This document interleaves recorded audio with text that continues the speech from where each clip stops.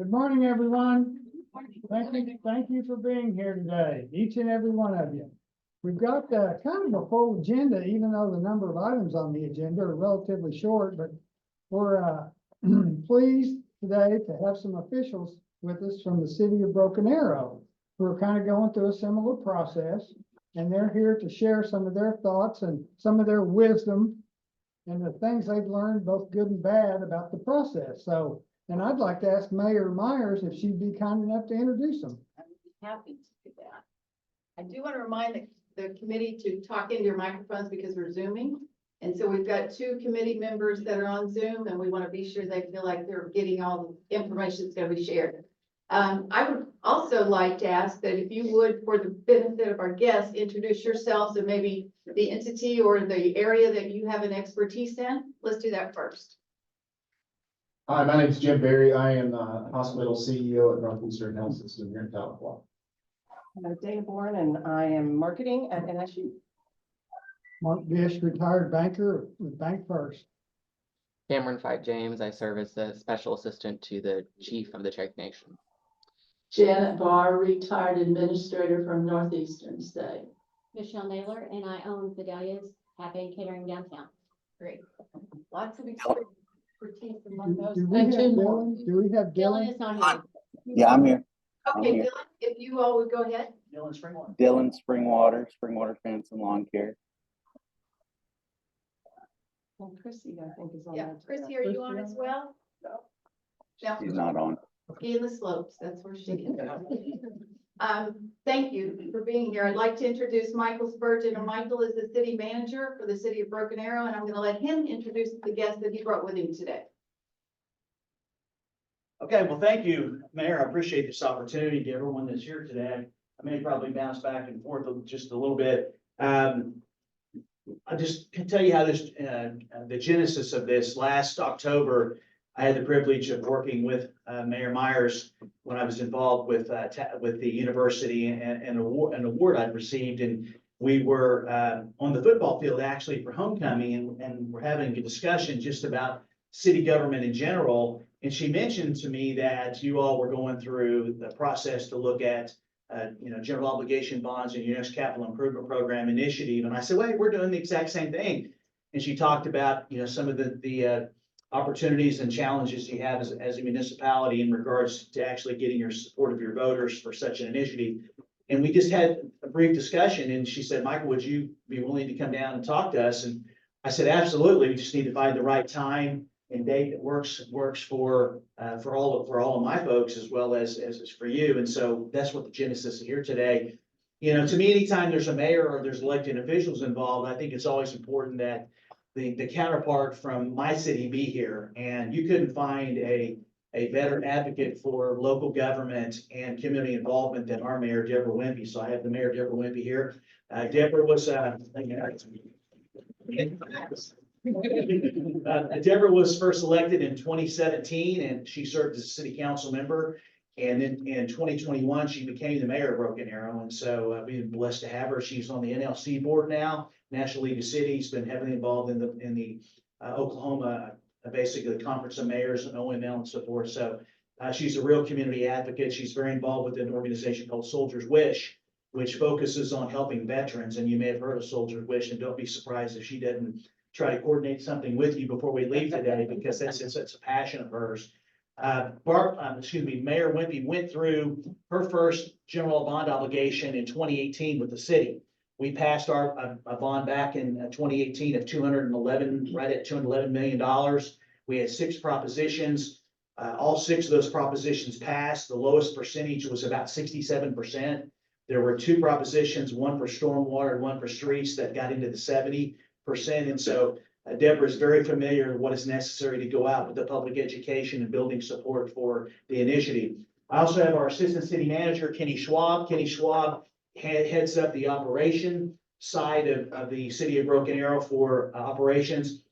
Kenny has been with the city of Broken Arrow a couple of different times. He was the engineering and construction director, and then he came on in 2015 to be the assistant city manager. Kenny's had his own private engineering firm.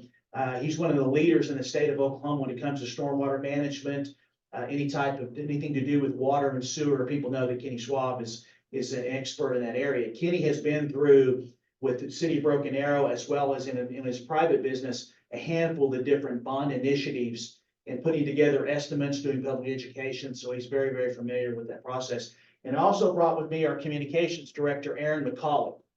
Aaron's been with the city. He used to be with the city, school district of Sapulpa for a number of years, and he went through, when he was a communication director, he went through a bond proposition with the school district. And so he's got a lot of experience in terms of providing public education to basically at the time, the citizens. And he's been intricate with me the last year or so, getting us to where we are today with regard to our bond package that we're going to be considering. So with that, really today was about an opportunity. I want to say hello to Dylan, because I met Dylan back in October, and I hear that he's on by phone. Dylan, how you doing? I'm doing great, sir. It's nice to see you. Sure is. Good to hear from you. Hope you had a great Christmas, you and your family. Really, we came today is to just give you some suggestions and then mainly answer questions. Because obviously, every town is unique about how you go about such an initiative, but you're really doing that. We're all doing the same thing. We're actually trying to get the voters to support quality of life projects that help your community be a great place to live, work, and raise a family, and actually have a business. And that requires constant consideration of improvements to your infrastructure, streets, roads, sidewalks, curbs, lighting, stormwater. It requires you to make a commitment to public safety, because at Broken Arrow, we believe, and I've always believed, that the success of your community begins and ends with your commitment to police and fire and emergency management. If you don't have a safe city, it's like a pebble in the pond where you're going to have a negative effect if you don't take care of your public safety. When public safety has needs, fire trucks, fire stations, police improvements. Then you have quality of life projects. You have your parks and recreation. You have your city facilities. Sometimes when we look at projects, we don't think about the fact that city halls, other buildings, recreational areas need to be upgraded. And so you really need to focus on those projects. So regardless of the size of city you are, we all have the same needs. And so how you go about it, everybody likes to do it a little bit differently. And so Broken Arrow right now, just so you'll know, we did pass bonds in 2018, $210+ million. And right now we are in the process of putting together a bond package to go before our voters in April of 2026 that could be about $400 million. And we're going to be able to do it by keeping the tax rate the same.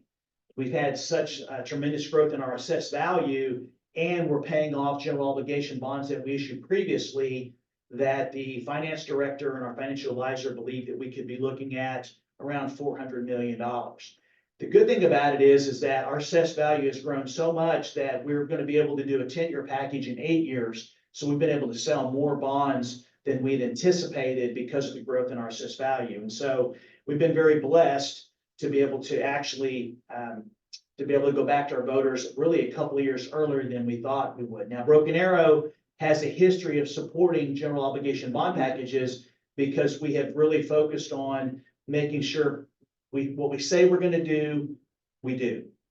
And that's the first thing that obviously voters want to know when you're going to ask them for money is that what are you planning on doing?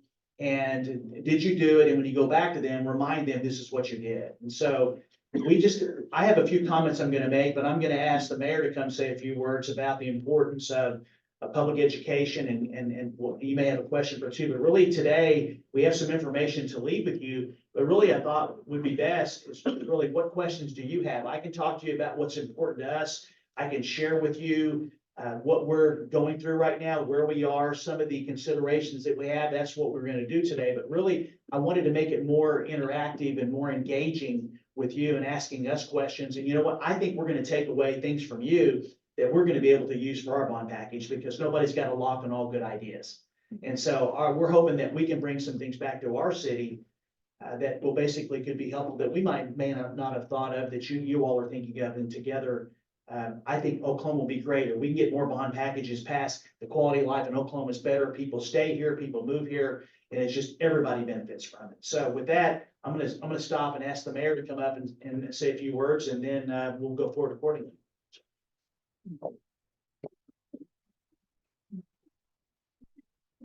You guys probably should put a timer on him.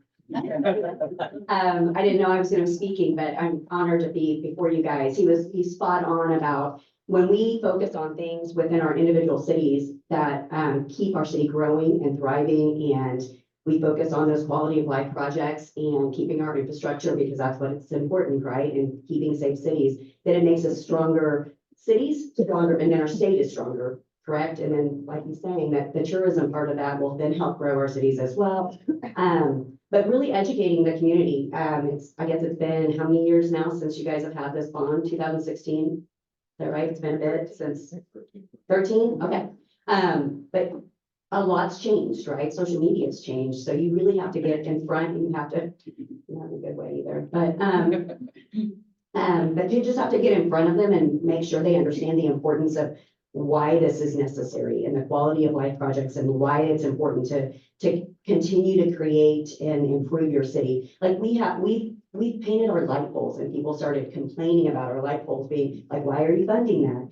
And then you have to remind them, when you beautify your city, it makes people proud of their city. They take care of their city and they want to be a part of things, right? So just, it's just really important, I think, just getting out in front of things and letting people know the importance of these tax dollars that you guys are looking for them to renew. Because when you're not growing, you're dying, right? And Tahlequah is a great city. Our family's gone through the school, our daughter's in Tahlequah now, or at NSU now. And so, we want you guys to continue to thrive so we can all grow Oklahoma together. That's what it's. Well, the mayor's right. I do like talking about all things city government. And so I don't like to have a timer on me, but sometimes that I do. I love, actually, as the mayor knows and Kenny and Aaron knows, I love going to the voters and asking them for approval. And I'll give you an example is that we had a franchise renewal of our electrical franchise about 2.5 years, about 2 years ago, actually. And we asked the voters to increase the percentage that for the local municipality receives by 1%. And it passed by 68%.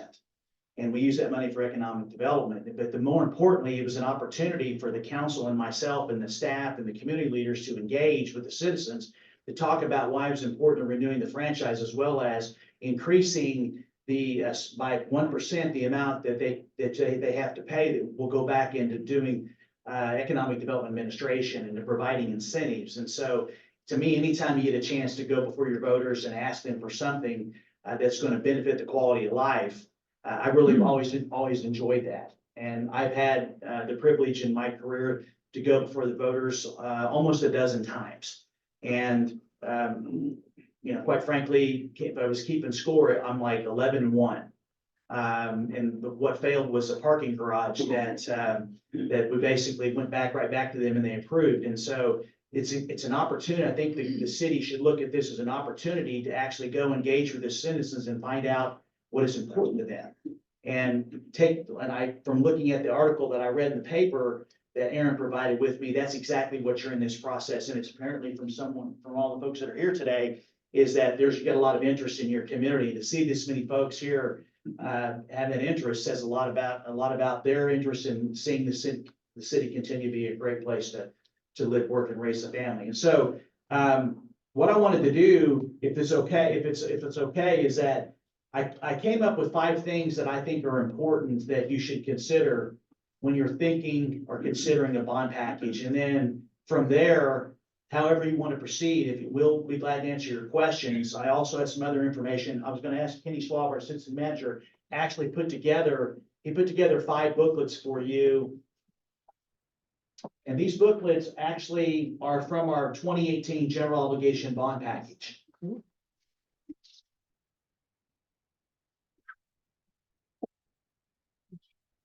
Well, yeah, that's great.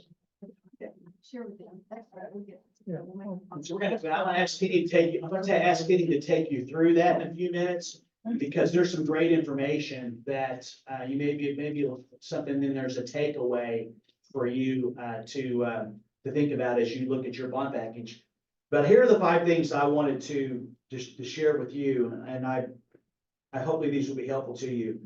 is it over my time and doing anytime you go to the voters and asking them for whether it's a general obligation bond package or the franchise renewal. I said I think one of the most important things that you need to focus on is a consistent message. And that message needs to be clear, and it also needs to be concise. And everyone needs to be conveying that same message. Okay, and in that packet, one of the things Kenny will talk to you about was, at some point when you're doing the publication, after the city council has approved your ordinance for you to go for calls to vote for the election, and then you begin the process, you can't, elected officials and city officials can't say vote yes, you can provide public education. We had a packet information, a PowerPoint presentation that everyone that was going before all the community groups, all the civic organizations, all the copies, all the HOAs had the exact same PowerPoint and conveyed the exact same information. So there was no inconsistency in what was being shared. Now, everybody gave the presentation a little bit differently based on their style of presenting, but the information was exactly the same. And so the most important thing is having a consistent message and having everyone that is communicating that message, providing that same message. So there's no miscommunication about what's being presented, because obviously when you're asking voters for their tax dollars, albeit sales tax or property taxes, they don't like to see conflict in what's being presented, and conflict can create confusion. Confusion can create vote no. Okay, it can cause people to pull a lever in the booth or to mark no if they're not getting a clear and concise message. Secondly, is that city officials and elected officials can only basically promote the public education about all the projects. These are the projects in this proposition. These are the projects in this proposition. You need a group of citizens, whether it is just citizens or business leaders, that are willing to get behind the initiative, both politically and financially. And what Broken Arrow's always had, and the other two communities that I participated in these types of elections, is you had a group of individuals that had a personal commitment financially and personally to get out to vote yes, and they contributed money to be able to tell people to vote yes, or to provide public education on voting yes. Mailers, used to be, you'd actually take out large advertisements in the local newspapers and so forth. They make a financial commitment to say, this bank or this financial institution, the hospital, all the people that have made major investments in the community from the private sector come together, determine exactly what was to be needed. In Broken Arrow, we have this group called Build a Better Broken Arrow. And this organization, Kenny, would you say it's been around about 40 years? Sounds about right. Okay, been around about 40 years or so. And every time there's a school bond or there's a city bond or there's some type of initiative, Build a Better Broken Arrow will get together. It's a committee, and people roll in, people roll out. And their one mission is to provide the school district and the city the vehicle to basically get out to people to vote yes. Yard signs, they help pay for yard signs, they help pay for everything to do when you see a campaign to vote yes. We engage those folks from the very beginning. So that way, those folks that are a part of that, they're a part of the committee, or the representative is that actually is attending all the committee meetings. There is actually a subcommittee, so there's no surprises. They're familiar with everything that's going on from the beginning of the process till the final vote. They're involved with it. They're going out and asking folks for money to help with whatever's necessary. And as the mayor mentioned, there's a cost to vote yes and to advertise in some aspects on social media. And so having a committee, and you may already have that, but I can tell you if you do, that's great. But having someone to be able to say vote yes is extremely important. Third, and you're in this process right now, is you should only be submitting things to the voters that the voters are willing to pay for. And you do that by either beginning of the process, during the process, or at the end of the process. In Broken Arrow, we do it multiple different ways. We have public forums. At some point right after Labor Day of this year, we will have 3 to 4 public forums where we will come in and we will have stations with all the propositions, and the residents can come in. They'll be all over town, different places, and they'll put the yellow sticky notes or whatever color they are and what's important to them, what they'd like to see. And that helps us kind of finalize what we've been working on for the 2 previous years by basically doing surveys. basically getting feedback, but we use multiple ways of getting information. Last year, for example, we did a citizen survey. And that survey is something we did before 2018, and we did it this time, and I've always done this, where we ask the voters how the city's doing, and secondly is what projects are important to you. And they provide us with that feedback, and so we have a baseline of what road improvements they would like to see, how important connectivity is, how important parks and recreation. But we've been gathering information for 2 years from the citizens on what's important, and all that will culminate with public forums later this year. Where after that, then we'll tally everything, and then we will present, it's my responsibility as city manager to present to council, this is what the public said was important. And then I have the responsibility of taking what the public said, what the council wants, what the directors want, and coming up with a recommendation. And then the council, in our case, I can tell you, and please don't try and take the numbers I'm telling you as anything other than what they are, is right now, Kenny tells me we have $1 billion worth of projects, and I have 400 million. And so I've got to go through the painstaking process of cutting $600 million down to 400 million, which means 600 million are going to be left on the table. That's going to be extremely difficult. In 2018, we had 311, we could only afford a no tax increase of 211. So numbers are larger because the city's a larger city, but my first bond package was like 1.7 million, but I had $7 million worth of needs in Miami. And so something always gets left on the table. That's why you should only really put things before the voters that you know they're going to support. Because if you go and you put pet projects or you put things that they don't see value to, then obviously you're going to have a harder time getting it passed. So that's something that the process I saw from the article was you're actually taking public input and trying to determine exactly what those projects are, which I applaud you for that.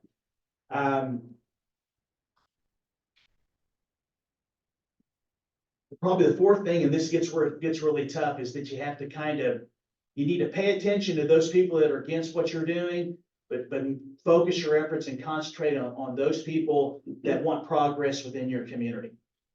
And you know, sometimes the vocal minority can be very loud. They can be very, very loud.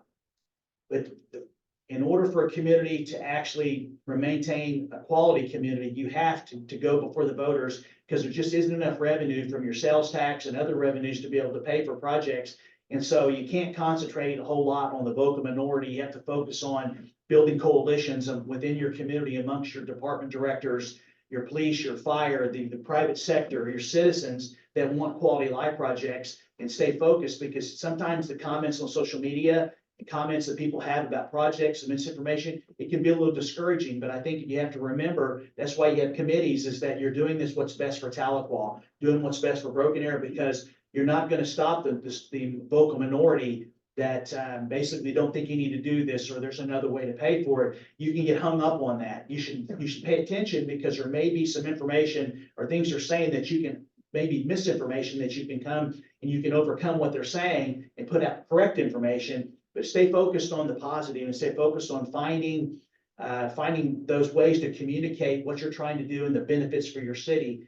That's what I've always tried to do. But it gets hard. It's hard sometimes, especially with social media, that people get negative. But to me, yes, they're going to be negative. And I like to use this rule. I was telling a couple of folks is, if you think about it this way, is that just about any proposition you're asking the voters, I use a 40% rule.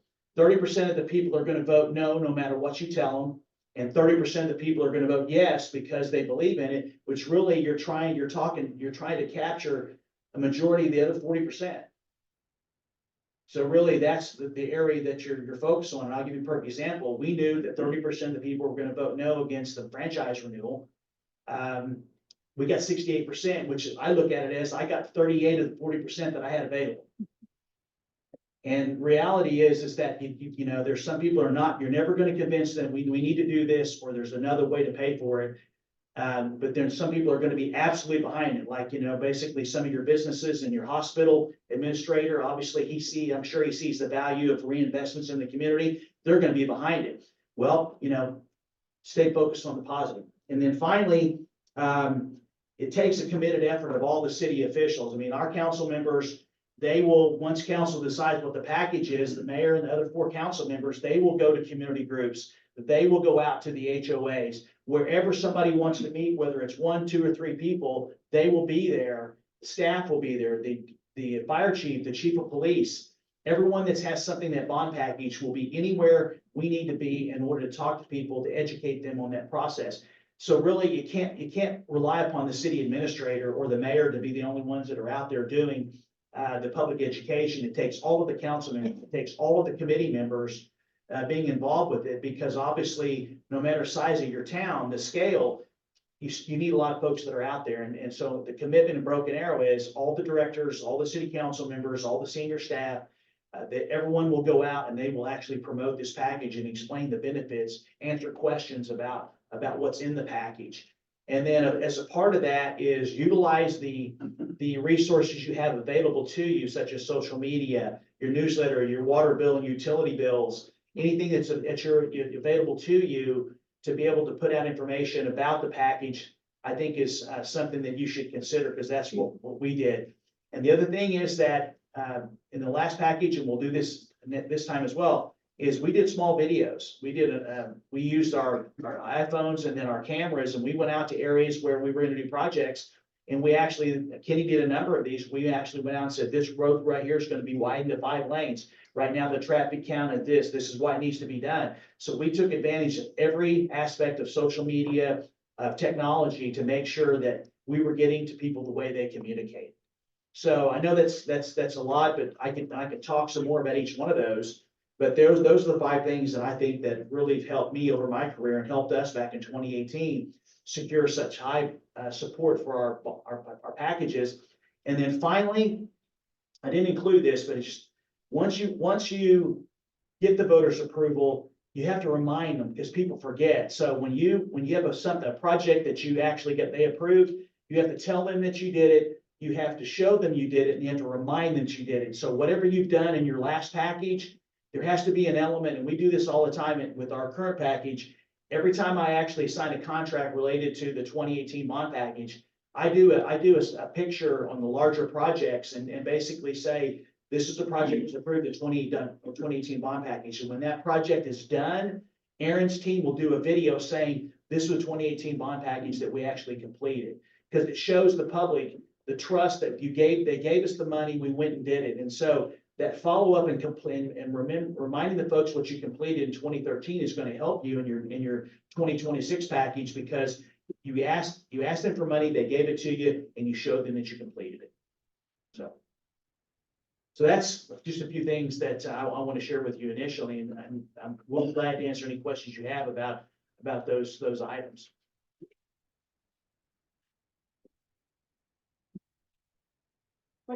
Just a quick question. When you say transportation on your proposition, I think it answered my question. I wanted to know how much was broken up between public safety and quality of life. And it looks like transportation is by far Broken Arrow's largest bond issue over all of the years. Are we really talking infrastructure? We're not talking like a bus program or? You're correct. I mean, we use transportation as a title, but within that proposition number 1, which I believe, Kenny, was it 57% or more? About 67. 67, okay. 67% of it, which is streets, roads, sidewalks. We have, we named 70% of our projects, and then we left 30% unnamed, which those are projects that we were hoping we'd be able to get to, but that money's supposed to be available if we need it for the named projects. So actually, it's just a title. I'm trying to think of what else is in there besides, it's basically sidewalk work, traditional streets, intersections. But basically, that's just the title we used. There wasn't anything there for traditional, what you would think of like a bus service or not. Thank you. Great question. I have a question, Michael. Yes, Mark. How do you get started in this process? Do you have to first figure what your assessed value is? And at the same time, be coming up with a list of all the projects that the community would like to see? And then somehow take those 2 values, cost and assessed value, and work those 2 together? We do those concurrently. Yeah. So actually, we have a financial advisor and our finance director, they get together And they're constantly, every year, we're looking at the bonds we've issued. And we're also looking at the assessed value. And so we started last year, our process, we kicked off the 2026 process. I got permission from the city council at the beginning of 2024 to begin the process for 2026. And one of the first things we did was we got with our finance, Kenny Schwab got with the finance director and our financial advisor and did a projection of what was going to be rolling off from previous issued bonds and what the assessed value would be, and that combination to determine what we could be asking for, because the council said, we're not gonna raise the local property tax millage. So Michael, we're gonna keep it the same. And so she actually estimated about 325 to 350 a year and a half ago, and has come back this summer and said that it could be, based on the increase in the assessed value, it could be approximately $400 million. So we're doing that concurrently. The place that I like to start is with the department directors. So actually, all the department directors in 2023, Kenny Schwab and Norm Stevens, assistant managers, worked with their divisions, and all the directors came up with their visioning projects on what they would like to see, in their respective areas. So in other words, the chief of police went in and said, this is the condition of the fire stations, which ones need renovations that we can't pay for with our capital improvement fund sales tax. Police department, what was same thing.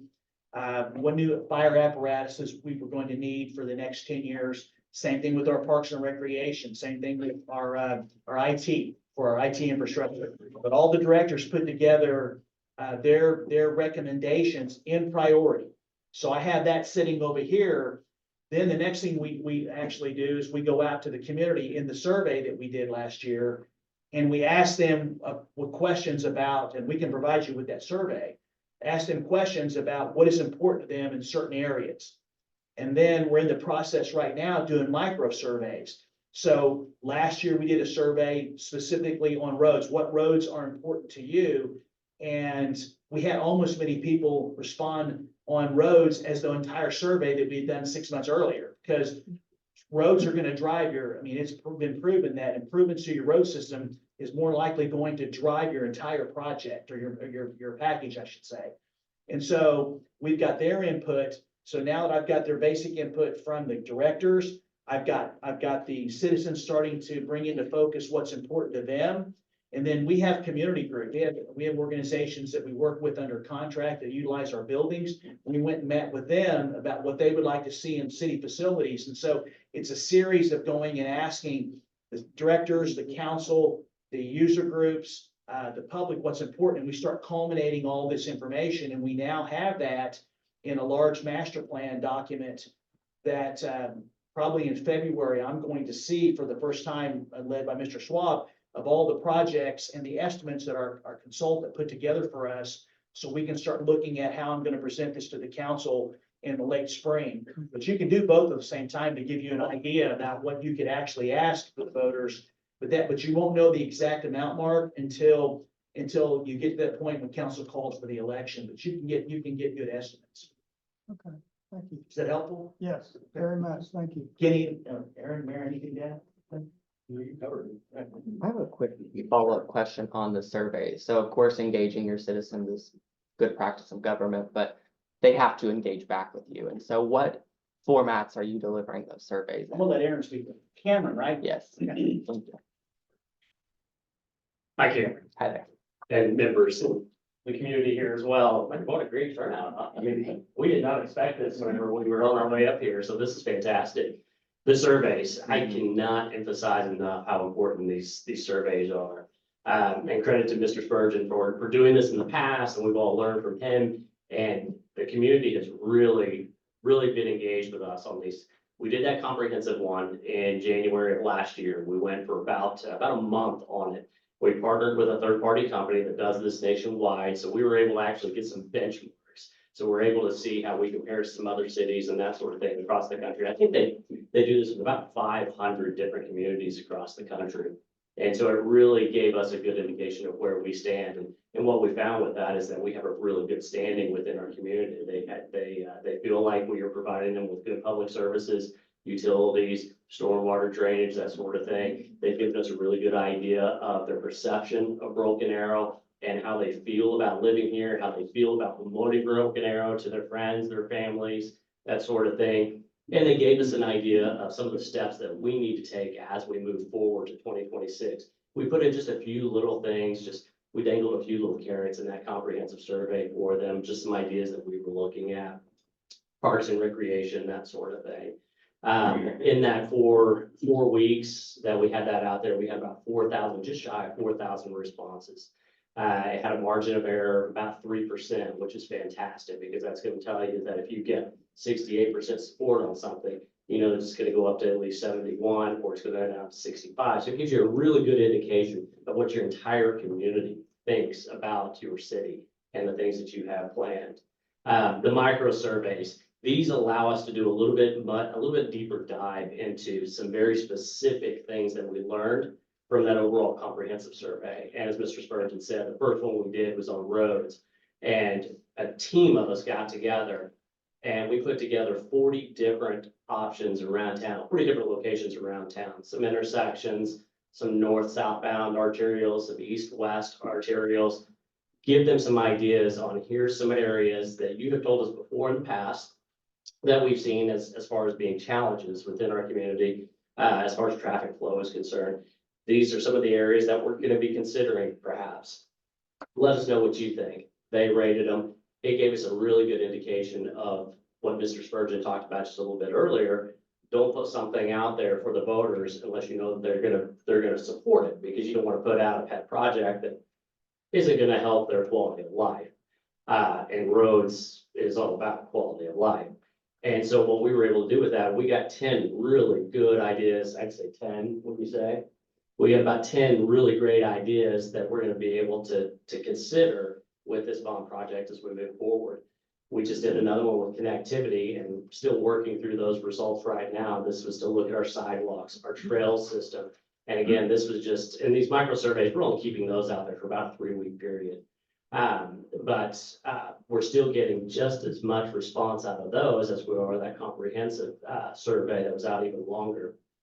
And what we found with the sidewalks and the trail system is there is a real want, a real desire from our community to be able to have that walkability, to be able to get out of the car, to be able to walk, to be able to bike. And so we're going to be able to use that to help with this transportation portion of our 2026 bond. And now we just met yesterday to discuss what the next micro survey is, and that's going to be Parks and Recreation. We're looking at a new community center. We're going to put in a little bit more trails in that as well, because that feeds into our Parks and Recreation department.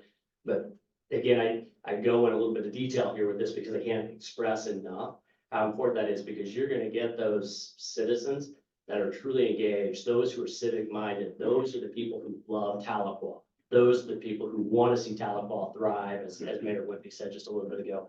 And they're going to be the ones that are going to tell you, this is the plot that we need to take as we move forward. And so if you have that ability to do that, and working with a third-party company is fantastic, because then they're the ones who are giving you the results. And so it doesn't look like you're skewing them in your favor.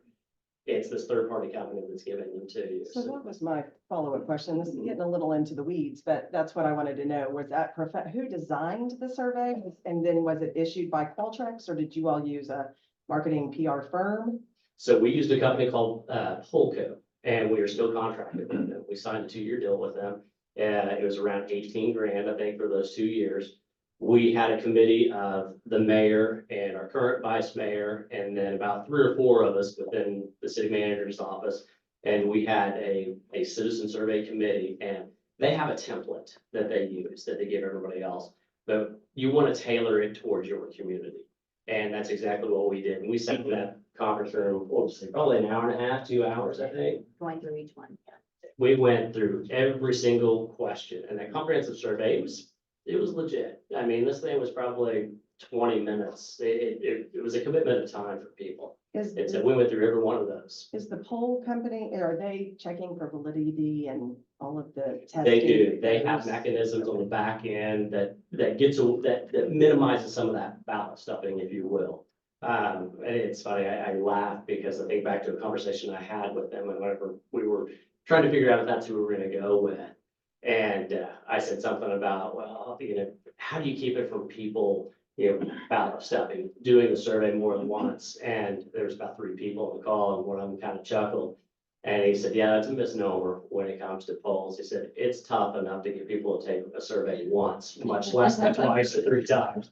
So that kind of gives you a little bit of sense of relief that you don't have people that are trying to edge things into their favor. Aaron, Yes, ma'am. will you share, I think part of Cameron's question might have been, how did you get citizens to know there was a survey? Yeah, well, thank you, Mayor. How did you drive them to the survey? Did it live on your website? Did you send out links? Good old paper surveys? Fantastic question.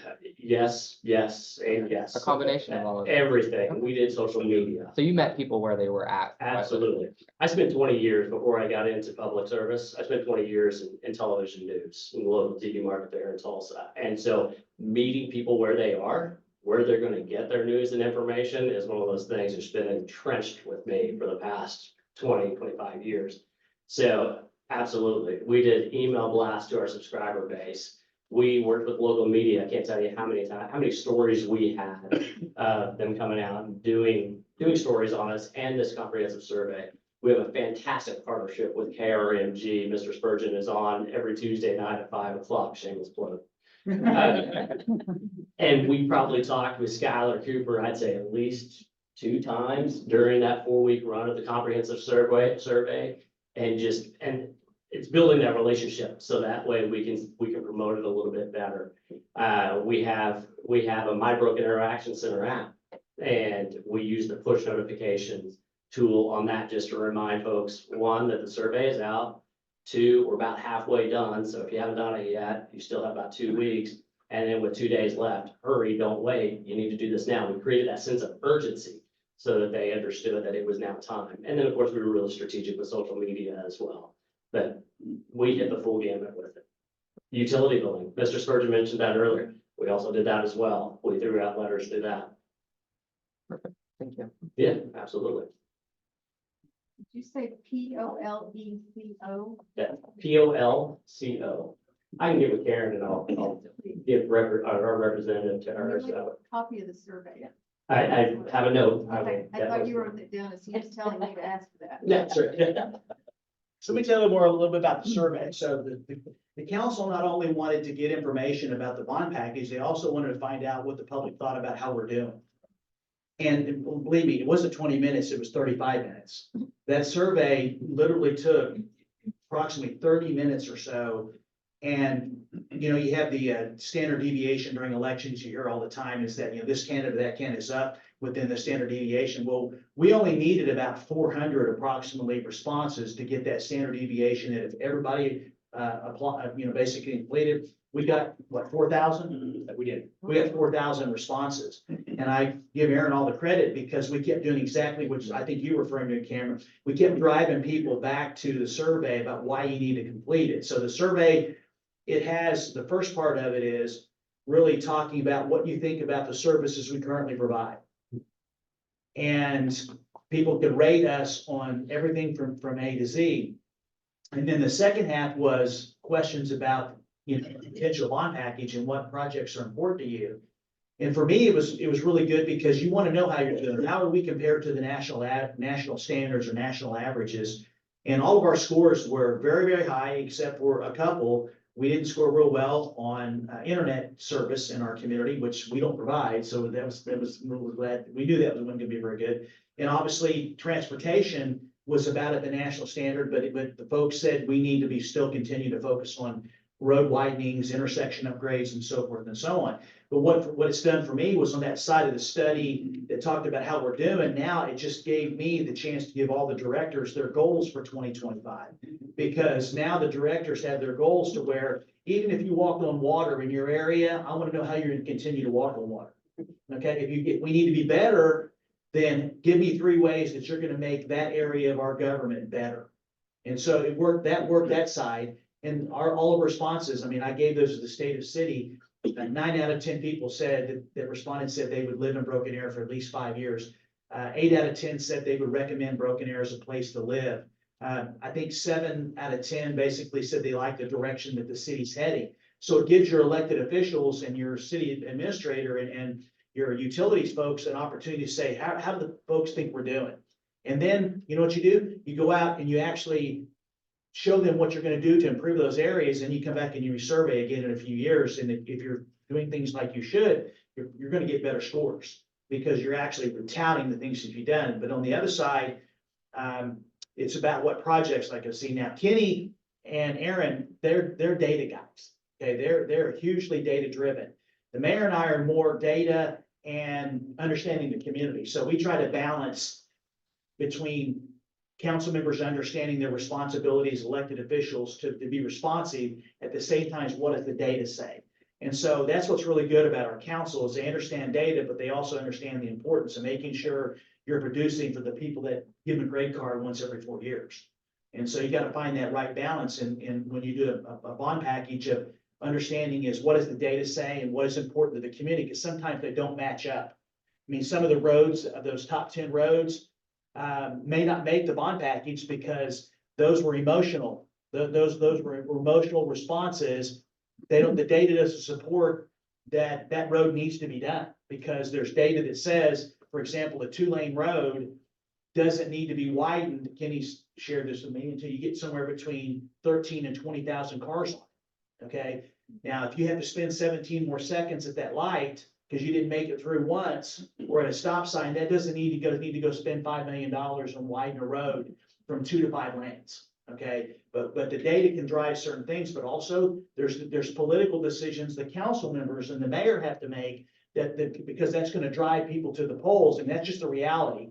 Is certain things, public safety, for example, and road improvements are two great propositions that drive people to your to the polls, because they're going to support overall public safety and they're going to support road improvements. And then you bring other things that are important, such as renovations to City Hall or renovations to your community center. You bring those things with them, and that's just a reality of what's important to voters. So, in your document that our packet that Kenny provided, I included something for you to look at, and it's in the side pocket here in the front.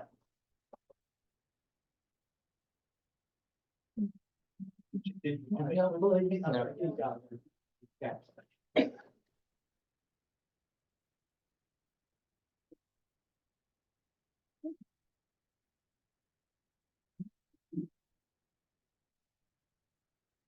So if I can, Mayor and members of the committee, I wanted to go over this just briefly with you. So what you have before you is the draft agenda for the internal meeting that the administration is going to be having in about 2 weeks with my team and our engineering consultant. As I mentioned, the council gave authorization to proceed with the 2026 bond election last year. We kicked it off with a full week of meetings with community groups, organizations that we support, to hear what their vision and what their priorities are. We've taken everybody's request, like I said, like Mark asked the question. We've gathered every information from projects from the survey, from directors, from community groups, organizations we work with, priorities from the council. We have this large document that's about this thick. Yeah, okay. It's a huge book. Okay. So I wanted to show you, you have a committee meeting. I want to give you an idea. This is what we're planning for we're going to work off this document in 2025 going into 2026. As you can see, the first item there is engagement with the user groups. And so actually we're going to meet with those folks that have requested some type of improvement to a city building. Like we have a museum, we have a military history center, we have a veterans center. All of those are quality of life projects that will drive people to support. So we're going to go back and meet with them, and we're going to show them the cost estimates for their projects and make sure we have their numbers. And then we're going to make sure those folks, because they have something in the bond package, they're going to be a part of actually helping drive people to the election, and because here and helping explain and do public education on their projects. And then second item on there is that somebody will be responsible, probably Mr. Schwab, to working with the directors to make sure to finalize their priorities and their projects, because obviously the directors are the ones that are responsible for implementing many of these projects, making sure that list is consistent, what the priorities are. The third item is that I've been doing this informally, but we're going to create an informal steering committee, very similar to what you hear, have some residents. I had one of those last time that will actually help me review these documents and priorities and projects that will, when I submit my recommendation to the city council later this year, it will be with the support of the committee. And our committee will include our chamber president or their representative, our school superintendent or their representative, and several other our partners that we work within the community. Probably, I may ask Dr. Hanley if someone from NSU will actually serve with having the campus there. I mean, he's been a great partner the last 18 months.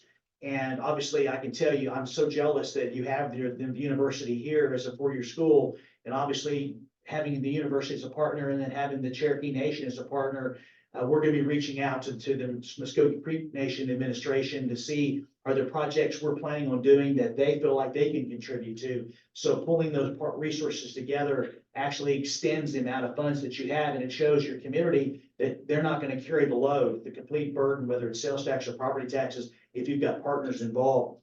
Another thing to think about is that we're all eligible for federal grants, surface transportation projects. And so we're going to be factoring in our surface transportation project grants that we're going to be getting every year based on certain projects that qualify. We're actually going to be factoring that into our overall what's available for us to be able to ask the voters for. In other words, we think we can get $3 million a year from surface transportation. Well, if I've got a project that needs right-of-way acquisition, design, relocation of utilities and construction, and $3 million that I could pay for the intersection or the right-of-way or the design, I could get surface transportation project grant to pay for it. That's $3 million I could pull out of that project that makes $3 million to be available for another project. So the point of this is look at your grant opportunities that you know that you can get through the period of your bond package, because that can actually extend the dollars that be available for you. The next item is this group right here, a partner with the Build a Better Broken Arrow. This is the group that does the advocacy for you on the private side of voting yes. We're going to have someone will be assigned to be the liaison for them. So they'll be at every meeting and we'll be meeting with them to make sure they know what's going on. Next, as I mentioned, the mayor and I, and probably Mr. Schwab, will be meeting with the Muskogee Creek Nation leadership probably in the next couple of months to talk about our projects that they might be considered a partner with us on.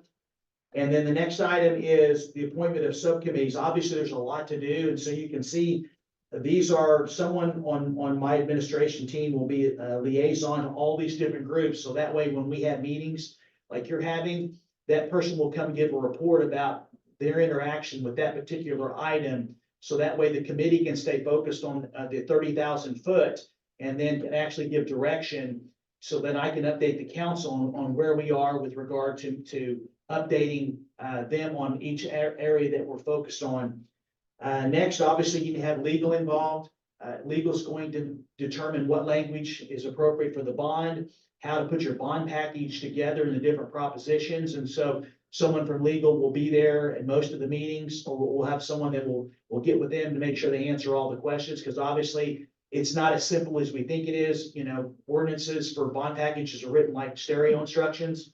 And, you know, bond questions need to be clear and understanding when you ask the voters. And so your legal needs to be involved from the very beginning, because there may be a project that doesn't qualify for example, I wanted to put some funding in our transportation package back in 2018 regarding road signage. And Kenny said, Mike, I don't think we can do that. And we talked to legal and we couldn't do it that way, but they found a way for us to be able to do it, because if you put it in there and they approve it, and it actually could kind of mess things up legally. And so legal needs to be a part of the process.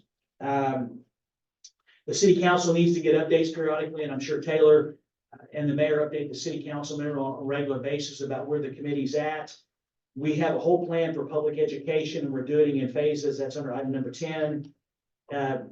Number 11 is a public education strategy for 2026. Once council approves the election and the projects, then we're going to go into public education mode, which for 90 days, January, February, and March of next year, will be dominated with videos.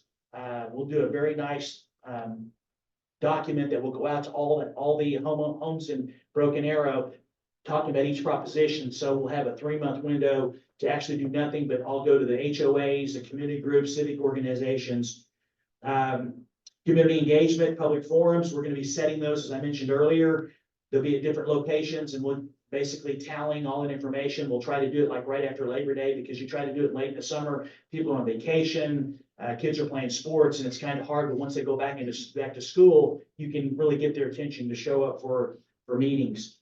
Reviewing estimates is extremely important. That's an item that obviously you can't build everything at the same time or in 1 year. So you have to have good time value of money, I like to call it, on a project. Something costs $1 million today. If you do it 5 years later, you've got to make sure you've got like $1.2 million in there probably because of the cost of inflation. And I can tell you, we were very blessed.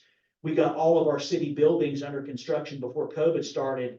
Because if we had not done that, and that was Kenny's like, Michael, we need to get the council and issue these bonds. If we hadn't done that, there's probably 2 or 3 buildings we wouldn't have been able to afford to do without taking the money from some of those unnamed projects. And so having good estimates, and that's why we have a consulting engineering firm that actually helps confirm those. Staff puts them together, and then we have someone that actually confirms them using national industry standards and trends. Because I can tell you, broken arrows learned the hard way, the back of the envelope doesn't work. Okay, somebody's idea about what something costs doesn't work. And I can tell you, and I wasn't here, in 2014, there was a lot of estimates that were not done the way they should have been done. And the city has been paying for it in terms of having to find additional fund, because once the voters approve something that's named, you have to complete it. You'd have to complete it with unnamed money or from some other source, because you're legally obligated to do it, or go back to them to ask for more money. Then you got to explain why you didn't have enough to begin with.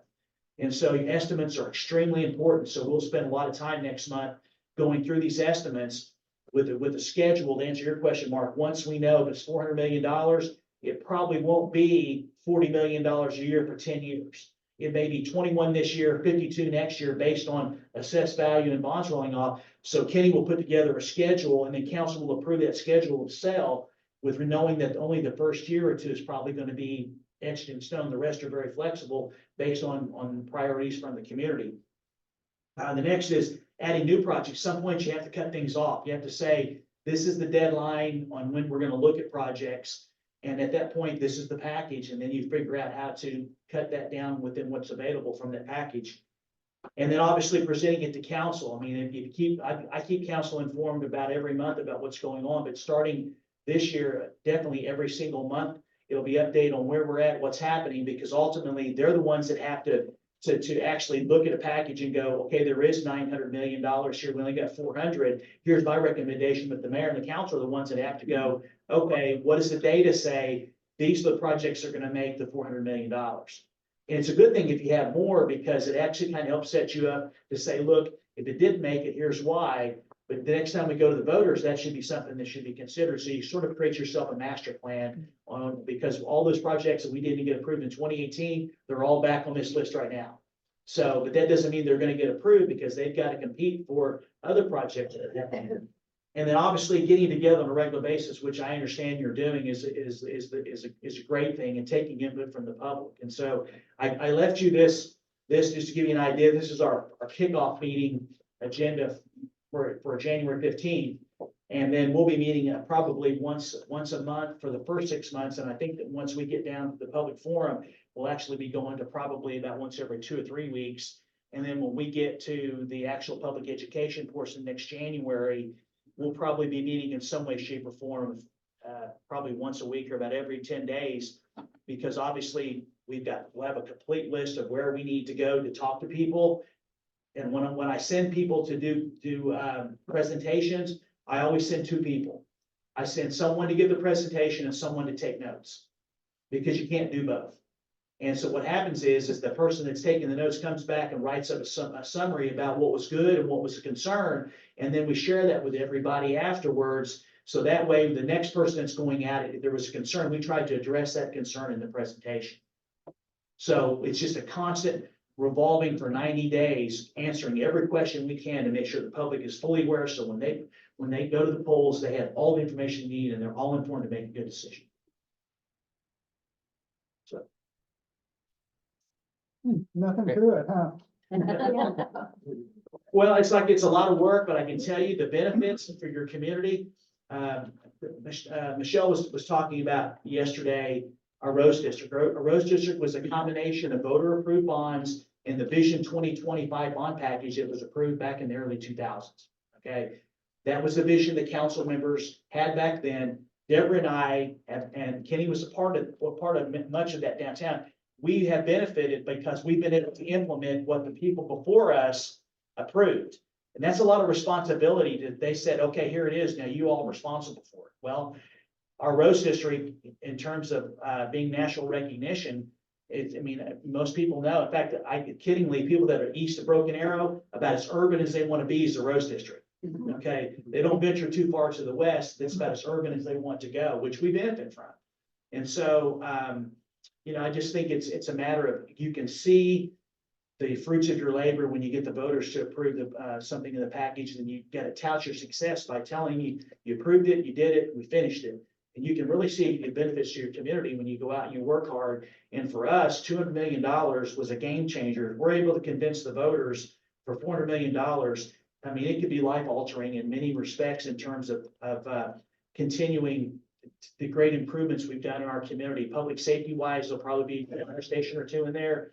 Fire apparatus, there's going to be a community center for a part of our community that's actually grown to the point it needs something. And so these are kind of things that actually can be life-changing for residents to have access to these types of improvements, and maintaining your infrastructure is one of your most important responsibilities. Anyone have any questions on I know that was a lot. I'm throwing a lot at you. We're throwing a lot at you. I'm sure you may have questions, and Taylor or the mayor can follow up afterwards if there's something you thought of. Yes, sir. Yeah, I was wondering that your valuation doubled, in 2018 and 2024. And so I guess my question was, have you been able to measure a private multiplier based on public expenditure, public investment? I can give you some numbers. Overall, I can tell you the assessed value when I got here was $750 million. Today, we're over 1.3 billion. Okay. So we've almost doubled our assessed value. This year, I was just telling the mayor this on the way down here. Last year, the private investment totaled $466 million in our community. That's all sectors. That's residential, multifamily residential, retail, commercial, manufacturing, industrial, including the purchase of equipment. And so almost $500 million worth of private investment. We probably, right now, we have over $100 million worth of projects that are going on in water, sewer, the four corners of engineering, water, sewer, streets and roads.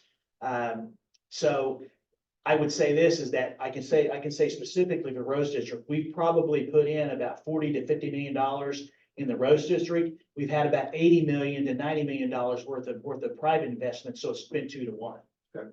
Does that help, Jim? Does that help? Yeah, that's exactly what I was wanting. I was trying to figure out, you've done all this, and what metrics you're using to measure the success or just the standard. For somebody that's not in that world, you know, I look at different things. So 2 to 1 in that space.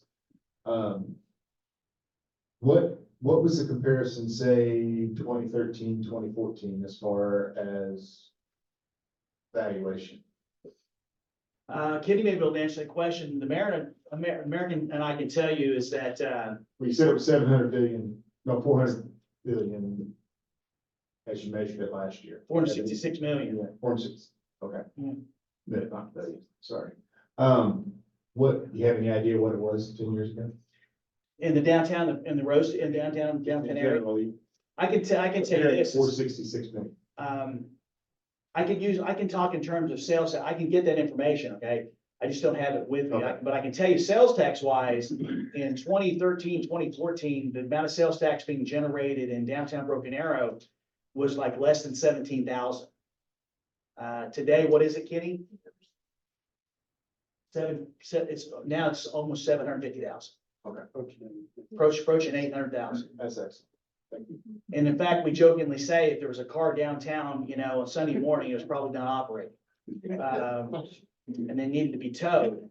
But now I think it's close to 750. I just haven't looked at the number for this month, but we have tremendous growth. And so $80 million with the private investment has translated into 15,000 to around 750,000.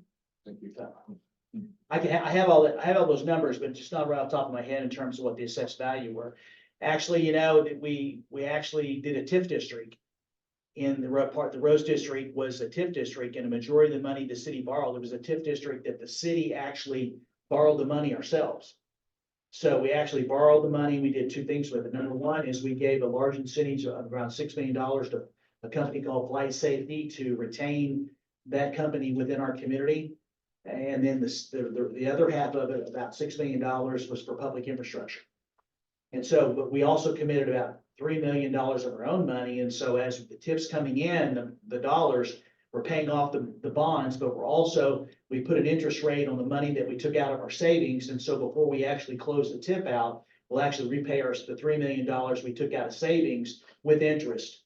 And then we'll close that TIF out, and then all the additional property taxes that we're currently collecting will be going to the various taxing entities within the school district, the library, the county, and so forth.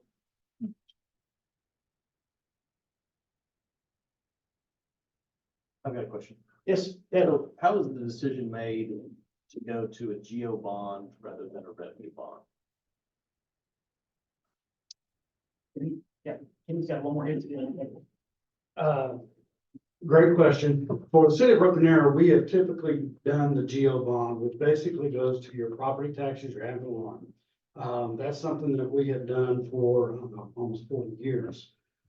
With the exception of 1968 and 1998, we did a revenue bond, which is probably more in line with your sales tax. Revenue bond, now we're pledging any of our revenues, which could be sales tax, it could be utility revenue.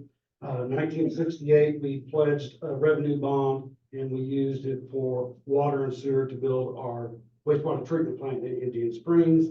In 1998, we pledged it for the property for the NSU. So those are the two that we did revenue. Typically, we stick on the general obligation, which is going to go for your property. And our schedule is usually a 3 to 4 years. So in that packet, you'll see in the first section is our history of our bond program, going back to, I think, 1997. And to Taylor's question, all of those except the 98 are general obligation. You can kind of back into our assessed value too, because you see our bond programs were 27 million, 30 million for a 3 or 4 year period. When Mr. Spurgeon came in 2015, and then we started doing the 2018 bond program, he started looking bigger picture. We're not gaining on this, it's getting ahead of us. Let's take a bigger look at it. So then we went to a 10-year program and pushed it up to the 211 million that he's talking about. And now for the next one, we'll be looking, like you said, about 400. So we're looking more of a 10-year program on our bonds, which I think is more in line with what you're looking at. But just to answer your question, Broken Arrow has always used, for the most part, the general obligation that comes down to the property. Real quick on that packet, I know we've taken quite a bit of your time. So section 1 is a little bit of our bond history that I talked about, and that's just to show you kind of what we've done over the last 25 plus years.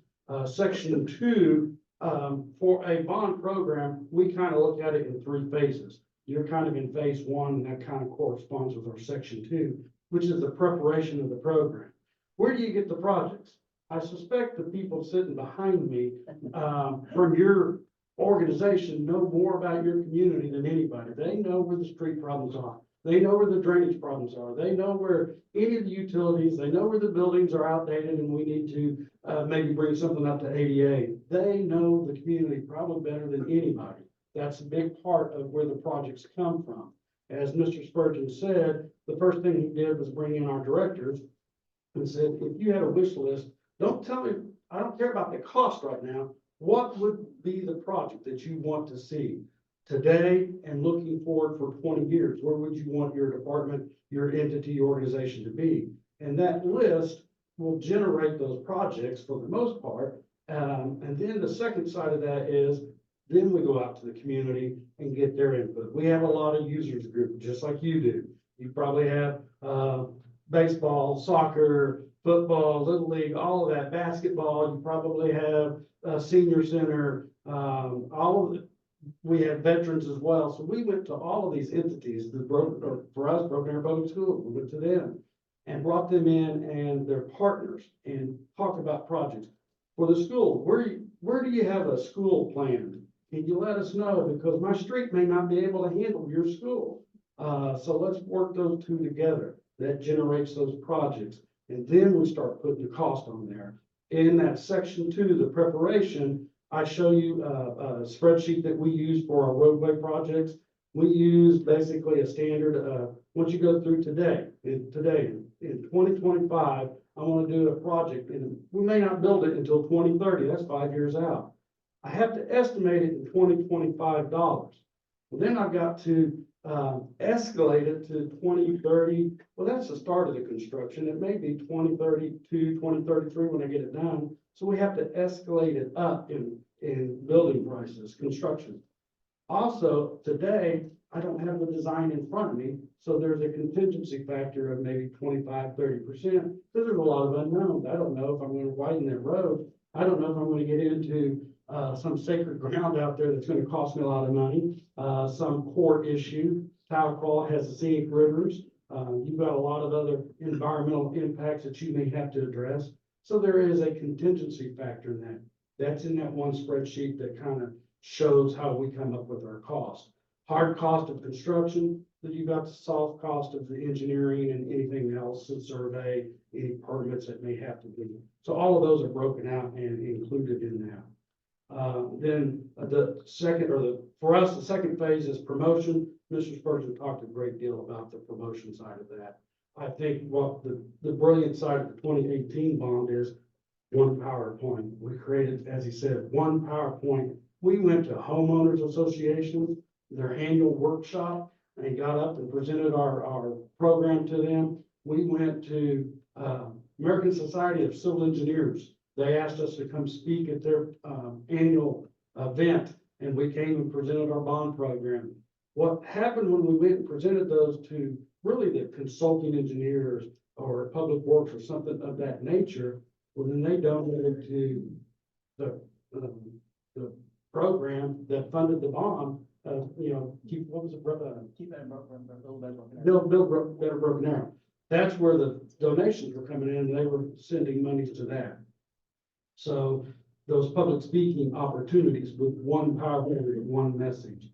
And then the last thing, once you get there, and actually that's what you're doing with your 2013 program right now, is the implementation. How do you track success? How do you measure success? How do you stay on target? In the last section in there, I have a spreadsheet that's like 7 pages long of all of our projects. And every year, the program that we plan on selling, these are the projects we plan on selling this year. Well, maybe we only sell the engineering in this year. And then next year, if it's a roadway, we sell the right of way or the utilities. And then the third year out, we sell the money for the construction. It's programmed out for 10 to 12 years of that, of the whole program. So we've already got it scheduled out. Does it change? Yeah, every year. It changes every year because all of a sudden we sit down with the politicians, who have their pulse on the public, and we might need to move this one up and this one back. Okay, well, that changes the schedule. But we know how much we can sell every year, and we go through the whole scheduling of it. One thing that we did in the 2018 that may be, I find it to be very successful, a lot of older neighborhoods in Broken Arrow. Well, we own the streets in those neighborhoods. We have to maintain, we have to fix the potholes, we have to fix the curb that's broken, the sidewalk connectivity that maybe we didn't have the sidewalk, that little section in there, the builder missed it or whatever the case may be. We need to go back and fix that. In the 2018, we put a section in there for residential street rehab. There's a $25 million and just basically said, all for residential street rehab. We own that.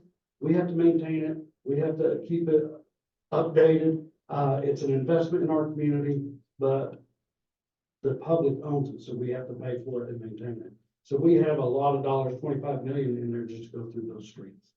So I think that packet, like I said, it's just a really high snapshot. one of the biggest things that we did in the preparation, which is where we are right here, where Tahlequah is, naming the projects, but how do you go present that to the public, to your question? We had a lot of input meetings, ward meetings that we went out. We had big boards with every project on there. And as Mr. Spurgeon said, I think we started at 325 million. Well, actually, we started over 400, but when we finally went to the public, we were at 325, 228, something like that. We had to whittle it down. So we tracked every bit of it. I think that one of the bright ideas we had was anytime the project came off the board, so to speak, we had a footnote on it. When did it come off? Why did we take it off? Today, that was in 2017, I get questions, hey, we voted on that and we approved that project. No, on this date, we took it off at one of the public meetings, we didn't make the cut. The public remembers that we talked about it, they don't remember that that project may not make the list. So we just tracked it, all the way through. I want to go back to Mark's question about project. I said I started with the directors, and I do, but I will say this. The projects the directors actually put together, I never share that with anybody unless the council wants it. Because if you share, I believe, and I've learned this the hard way, if you share what the directors want, the public will believe the decision's already been made. Okay, and so I haven't shown the council members what the directors' projects are. They know from the budget from the budget processes and the conversations we have every year. But if you share the projects the directors want, some people in the committee are looking for a reason to vote no. We'll go, this has already been decided. They don't care what we think. So that's why no one has seen all the projects in totality. I haven't even seen them. And I started this almost a year ago. I will see them for the first time next month. That way, the public knows that their position is important. Now, I can tell you that if I ask the public first and then the directors, the overlapping will be almost identical. Roads, parks, and so forth. But the public's perception, if you say this is what the directors want to do, they'll go, we're just wasting my time. They're not gonna listen to me about this road or that park or this. And so I learned about 20 years ago, you don't share any of that information. If council wants to see it, obviously, you know, they can see whatever they want. All the information is public record once it's put together. But I don't share that with them because I don't want the public to think we've already made a decision, because we have not. Council will not make a decision on the bond package on what makes a cut and unfortunately what does not until probably, I was telling the mayor to driving down here, to probably December of next year, December of this year. Because until we go, because the council said, until the public goes through the public forum and we hear what they have to say, everything is on the list. You know, and the other thing I have to do is this, even though it's a no tax rate increase, our tax rate, we use, our millage is 16.5 mils, okay? Even though there's no tax rate increase, if the assessed value of your community goes up, you're going to see a slight increase in your millage. And so we're prepared for the average homeowner that if in fact, the bonds were to pass, based on what we can issue, I'll be able to tell anybody that asks me what this would mean. For example, anybody that approved the bonds in 2018, an average assessed value, they're probably paying about $100 more a year over 7 years for the bonds that we basically issued. Tax rate didn't stay the same, but their assessed value went up. And so you got it, because somebody's going to say, the other thing people are going to say is for us, is if we don't go out to the voters, that 16.5 mils rolls off. And so then if you have to go back to voters, it's a true tax increase. Some people are going to argue semantics and say, well, this really is a tax increase, because if you let this roll off, then, you know, it would be a tax increase. That's why we don't say it's a no tax increase. We say keeping the tax rate the same, because that's what you're doing. And if you want these projects, this is what it's going to cost, because there's no free lunch. So my point of saying that is be honest with your voters. And that's why first thing I said was be consistent, be ready to answer the questions you may not want to answer. Okay. If someone asks you, well, my taxes are going to go up. Well, if the tax rates stay the same and your assessed value goes up, which you know what, everybody wants their assessed value to be high when it comes to sell. They don't want it to be high when it comes to paying taxes, or you'd like it not to be that when you want to buy. So it's the right balance, but another thing is being consistent is anticipate the tough questions that you're gonna get asked, because if you don't have answers, they'll either think that there's a conspiracy or you're trying to avoid them. And so we sit down and we do, what are the tough on this package? What are gonna be the tough questions? Okay, what are the projects in there that the public doesn't want? You've got to be able to say, well, I know you don't want this, but this is why it's all together, because some projects are not gonna benefit everybody. Some people from a new community center in the south part of our city, out where the mayor lives, they may never go there. But everybody's going to the one that's over near her house. You know, so it's having answers to the questions to overcome those objections is another thing we spend a lot of time on doing, just trying to cover everything. So I feel comfortable that when the voters go to the polls, there isn't anything that they don't know. And we burn a lot of brain cells for the next 15 months, but it's so worth it, because if the voters approve like they did $2,010 million, $400 million, the quality of life is for Broken Arrows is going to be better. And I know when you go to your voters, if you take the time and put the effort in and get your community involved, and the improvements you're going to make, the quality of life is going to be better for the people in this community. And I think that the majority of people want that. Great. Hey, Mark, I think that, based on time, first off, this was so valuable, and I think gave us a real roadmap, what we have ahead of us. But I'd also like to be cognizant and considerate of the time of those of you who came today to have an opportunity to speak to the group. We do limit you to 3 minutes. And so if you're right in the middle of something, we're certainly not gonna interrupt you, but is that okay with everybody if we move on to this portion of it? Is that okay? And then if you would, as you come to the podium, state your name, and then we're here to listen, and we're gonna take more notes, and we'll do this again on another occasion, I'm sure. But man, what a roadmap you provided us with. Thank you very much so much. We all.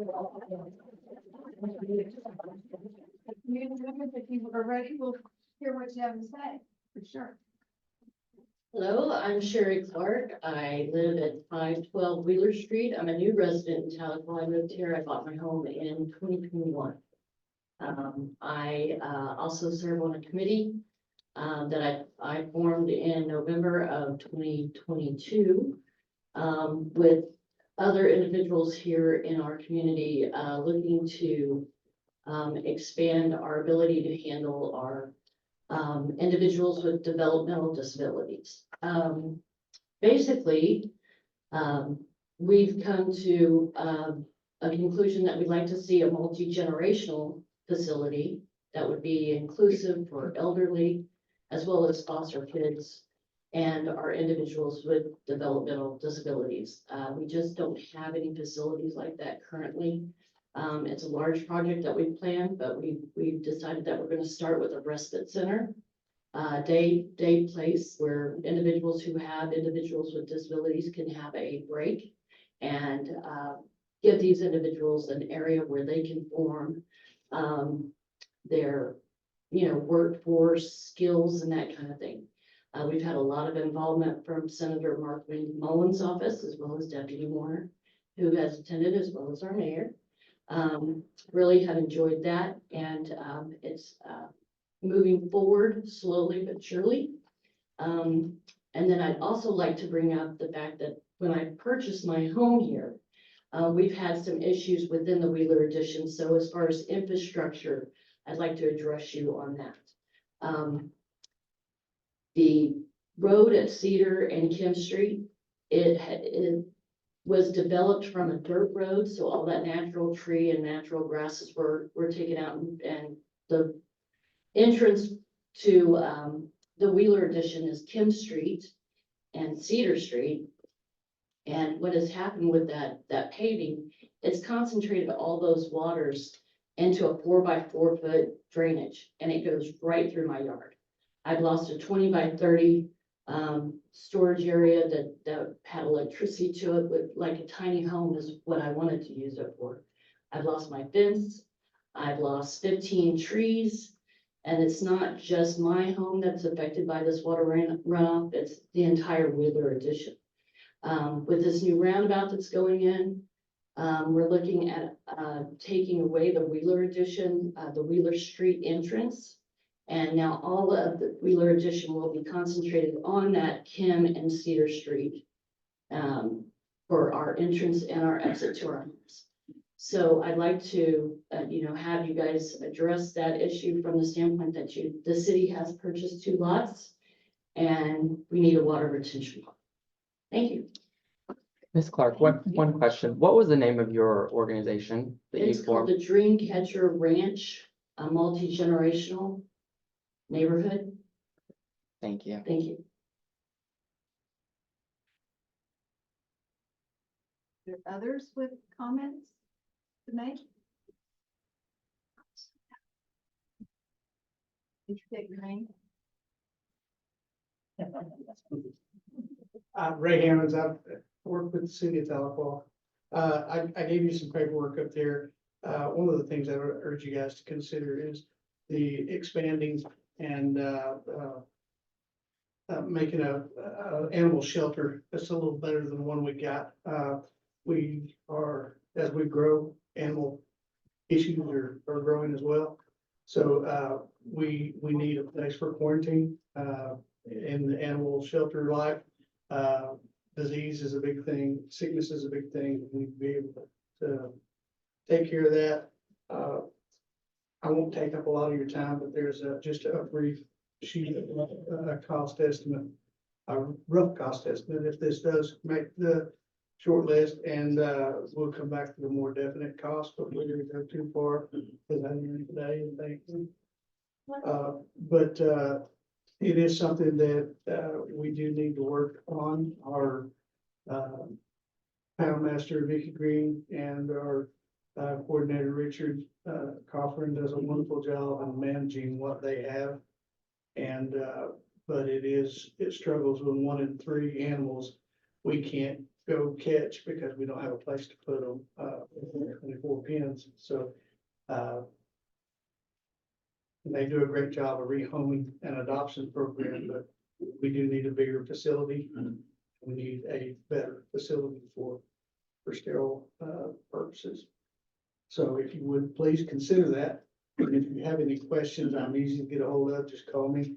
I'll be glad to set up time this with. I just have one quick question. The Pets for Life is different than our City of Tahlequah Animal Shelter? That is a partnership that we have, and the city is gracious enough to let them use the old building over here. They do a spay and neuter program about twice a month at little cost to the public. We'll do feral cats. We earmark them to make sure we don't re-catch them and try to re-sterilize them. So it is a great program, and one that is probably unique between in the entire nation. Vicky Green has bought that relationship. The city is gracious enough to again let them use that. So pretty awesome program for our public and needed. So it takes a lot of work and a lot of effort to make that happen. And my hat's off to Richard and Vicky for making it happen. So Okay, thank you.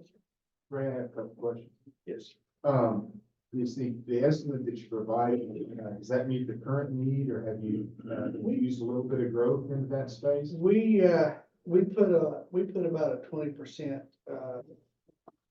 inflation on each project, just because when we first did this 3 years ago, you guys know everything's gone up and it's gone crazy. Again, once this makes the short list, these are just, and there's kind of a map on the back page that gives you a bit of what we're wanting to do. We have the area in which to do it. We just need the funds to proceed. Yeah, and my question wasn't really about cost, it was more about space, so, or volume or capacity. Yeah. Did you build in capacity, or is that just meeting the current need? We're building for capacity, but right now, we're just meeting the need. I mean, we don't have enough room right now, so if we build more for capacity, we're basically meeting the need we have now, so Right. You're gonna exceed what you need, right? Yes, sir. That's what's in your plan? Yes.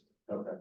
And do you think it's one of those build it and they will come type of, No, sir, it's here.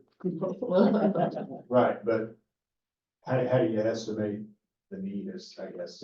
How we estimate the need is our calls. We get calls, every day. Basically, we have a dog or we have a cat that needs to be, trapped or captured, and we have no place to put it. And we can't catch it, put it in pens with other dogs because it's a bad mojo. So we have to say, we can't. Yeah. Because we don't have a place to go. And Vicky ships out about every 2 months, she'll ship out anywhere from 60 to 120 dogs to other states to keep them alive. We need a good old fashioned campaign like Bob Barker. Yes, sir. Yes, ma'am. Yes, ma'am. Wow, Now, spay and neuter your pets. that's a lot. Thank you. Thank you, Ray. Chief Baker? Fire Chief Casey Baker. So the fire department Tahlequah was, this year marks 130 years. And with the growing city that we have, as the administrator said, you know, public safety is one of the main things in any of these bond issues.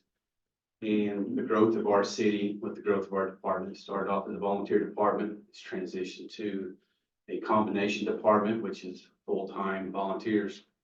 Within 10 to 20 years, we'll be a full-time department. Our department needs to grow in that realm. So I think the need for the fire department, talking to the administration staff, captains, lieutenants, is probably a new central station to be able to hold management, the future growth of a full-time, going to a full-time department, and for the future growth of this city. That's about it. You don't have any questions? Is that a new bill that you're proposing, or is this renovating the existing? It's either or, we haven't really put any cost to that right now. We're just in the preliminary, whether it's to rehab what we have, it's probably an add-on administration, or to build a new facility. I think the talks from the administration staff, we were looking somewhere possibly on the Downing area, coming in onto 4-lane highway. But that's just preliminary talks. But just want to give you all, that's from the public safety side. On the fire side, that's what we're looking at. ISO is kind of what drives where stations are to be. Right now, the 2 stations we have covers the city. There has been talks about putting a station towards around the airport area. The problem that kind of we have, and even talking to Taylor, right now, we don't know if that's where the city's going to be growing, is that area. In the future, 10 to 20 years, the growth might be going towards the river, might be going south. So I think right now, what would benefit us would have a new central station. We have our fire marshal meeting with builders in our community that's kind of meeting in the bay. Our assistant chief is kind of going from one station to the other because he has an office there and has an office kind of, which is on my couch at Station 1. So I think having a centralized area to where we can meet with the public and for the future growth. Chief Baker, have you put together any plans or estimates that would benefit us in looking at what you're And that's kind of, proposing? no, we preliminary talk on that. No, we haven't, but I will have that available to you shortly. I just wasn't for sure on, do we need to rehab what we have? Kind of a cost wise, I guess I just need to get a cost estimate on both so we can kind of see the direction. Chief Baker, how many employed firefighters do you have and how many volunteers do you have? So currently we have 23 full-time personnel and we have 11 volunteers. So I think the goal that we're like to get at, when talking to Taylor and the mayor is, at one time having probably 10 on each shift with the minimum staff of 7 is where we'd like to be. That's probably going to be, 5 to 10 years down the road. Currently, we remodeled the Station 1 about 4 years ago, just to be able to hold what we have now, which we have 5 bedrooms at Station 1 and 4 at the other one. So that's kind of where we're at. Also, moving forward, since then, we've hired females, to be able to accommodate, with just Station was built in the 70s, but not at that time accommodating as well for females on the department. So that's one thing we're looking at. More questions? Great.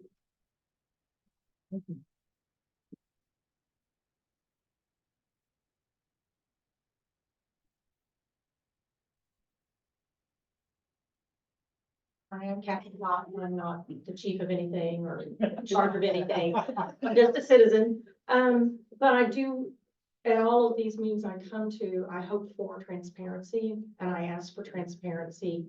There's been some things that seem to have just happened without any really input from the public. And that leaves a bad taste in people's mouths. I know that Friday morning at 9:30 is a great time for you, but lots of people are at work right now. I'm fortunate enough, privileged enough that I only work part-time. I'm able to be here. So I ask that you think about that as well and have meetings at times besides Friday morning at 9:30 for people who are at work right now can come and participate in their city government. Thank you. If I may, we talked about that at our last meeting. And we're looking for ways to meet people where they're at, like we discussed earlier, at other time schedules.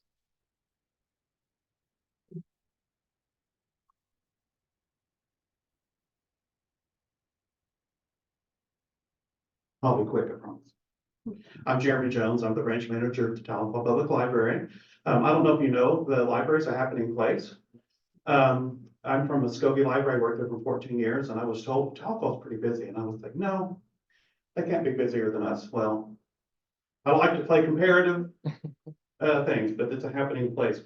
We are at capacity now. The last change we made, we're pretty much at the point where our space is maximally used. And so we're becoming more of a collaboration space. We'll always have books. Don't worry, we're not getting rid of physical media. I do want to throw out just a couple of numbers. Last year, we had 95,000, close to 96,000 library visits. And we offered 295 programs, which almost 18,000 people attended.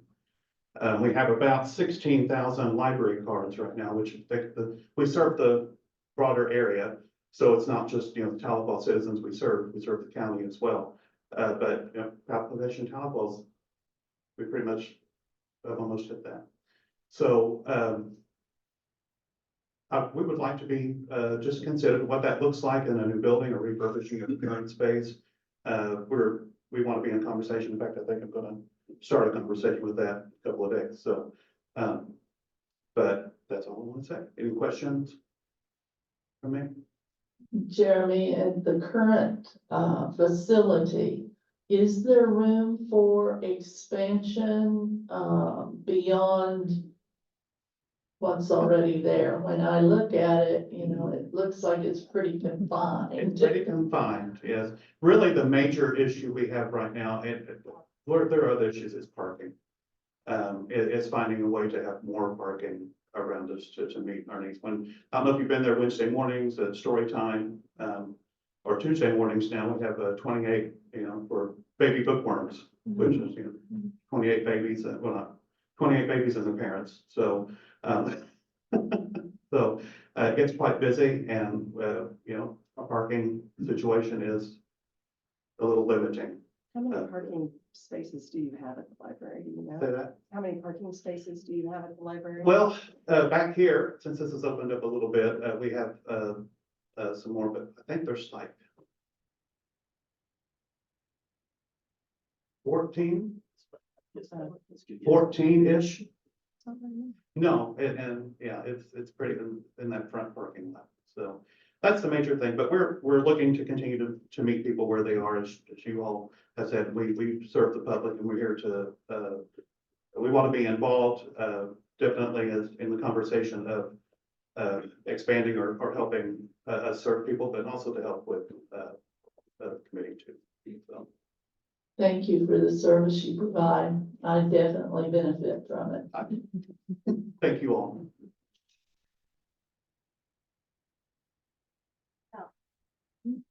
Anyone else? None? Gee,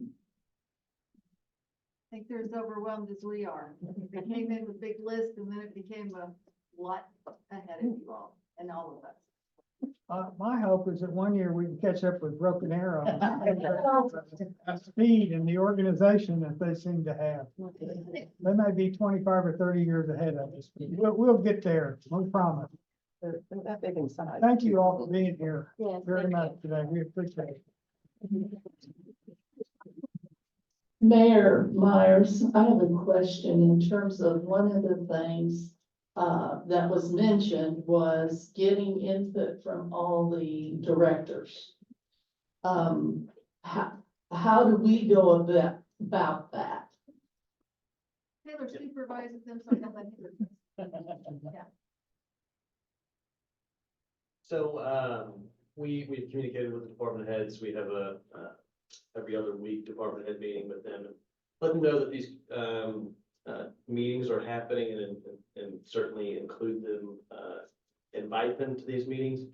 Have not directly asked for, a list, although, we have a pretty proactive department head staff. And so I know that they're, working on those lists, and some of the departments, like fire department in particular, has already communicated with me a few things, particularly the fire station that was mentioned, but kind of communicating with me when to look into cost and that thing. So I've kind of held them off on that until you guys kind of get the bearings of the direction of the public input. And it wasn't intentional, that wasn't intentional to not get that list from the department heads. To kind of have that and not share it. And so, hopefully that maybe plays in our favor, not to have that already in the first place, as Mr. Spurgeon was mentioning. So, to answer your question, when you would like to have that information, or when you'd like to, us to gather that information, we can certainly have, that direct conversation with the department heads. But like I said, I know, we do an annual budget, and so they constantly are thinking about, how they need to improve their departments. This is just a much broader exercise for them. And so, I know they've already have some of those things in the back of their mind, and likely written down, for this process. So I noticed in this book that Broken Arrow provided, there is a kind of a bid sheet form, I guess, or a costing form.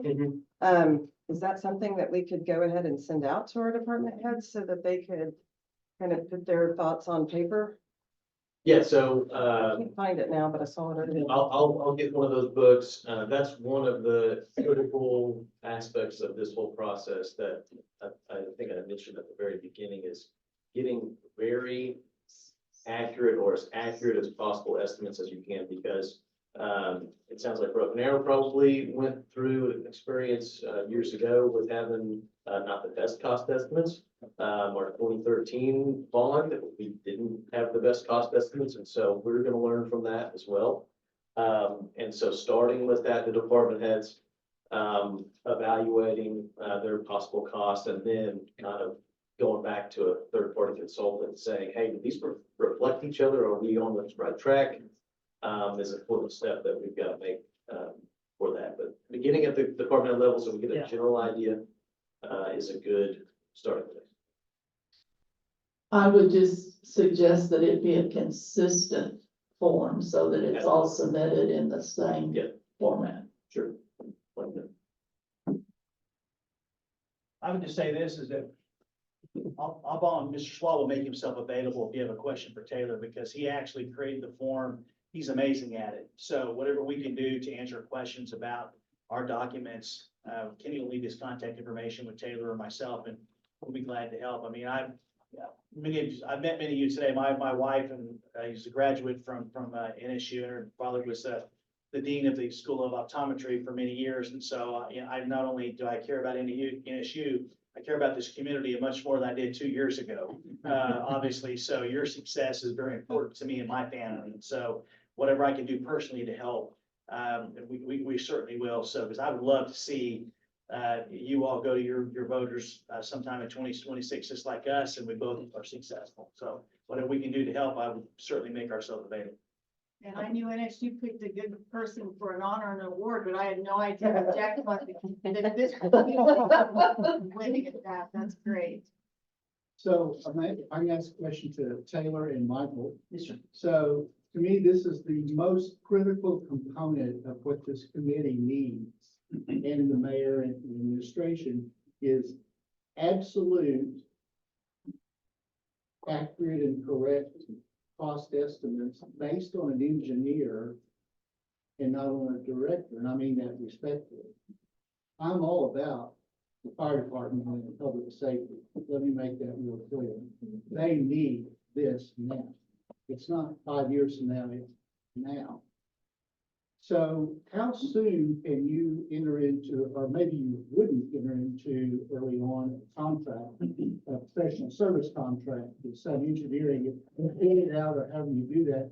Because Michael, to me, this seems like the most important part to build public trust and confidence that this is really going to work. Well, there's only one person I trust that actually can do estimates. It's not a professional. It's Kenny Schwab, and he used to be in that business. But I would, it needs to be a collaboration. So you need your directors to be specific to the consulting engineer about what you want. So you can't do it without them. And they probably have some idea, but engaging the professional consulting engineering firm early on is extremely important, because they have at all their disposal, all the national standards and trends about what things cost. And then I use the term time value of money. So they can say that it costs $1 million in 2025. If you look at your bond schedule and you say, well, I don't, but based on other priorities, we can't do that fire station, sorry, chief, until 2030. Okay, they can say that $1 million now is 1.4 million. Okay, and they'll do a conservative, so actually they probably put a little bit more in there just because you don't know. And I don't think we're gonna have another thing like COVID, or pandemic that is gonna drive prices up. But I would say one of the first things council should consider when it comes to actually moving forward is engaging a consulting engineer to actually help your directors put those projects together. And the library, for example, the library is a type of entity that drives people to the polls to support that initiative. So having all those estimates for everybody, if you're looking at $40 million and it costs you a couple $100,000 for consulting services, or $100,000, 40 million. I mean, it's really, I mean, for Broken Arrow, we will probably spend several $100,000 for our consulting engineering services, $250,000 to $300,000, 400 million. The return on the investment to get the right numbers, because if the number's not right, the council and myself have to answer for it.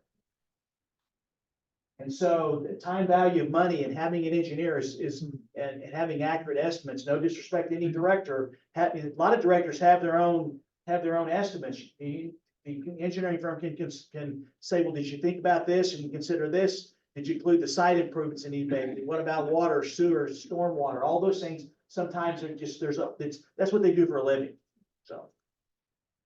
Mr. Chairman, thank you very much. If I could comment briefly, to your point, Michael, it's good to see you again, by the way. Those guys that are getting older. Yes. When we see each other, we hug each other up. Served on a couple of boards together, when he was a public power community like Calpha. If you'll take the time and make your initial investment with your engineering firm, these are our capital improvement plans for 23 and 24 at TPWA. These are updated every year in February for our board and our community with cost changes. And as Nathan mentioned, you've even got this down to like the thousands and hundreds of thousands of dollars. These aren't things that we're gonna do next year, or maybe they are, but 5, 10, 15, 20 years down the road, if you can start this now, you can keep it updated where there aren't any surprises like we experienced with COVID. Just a suggestion. I've been fortunate to have a board that helps us and allows us to do this. This is so important and critical in the planning stages.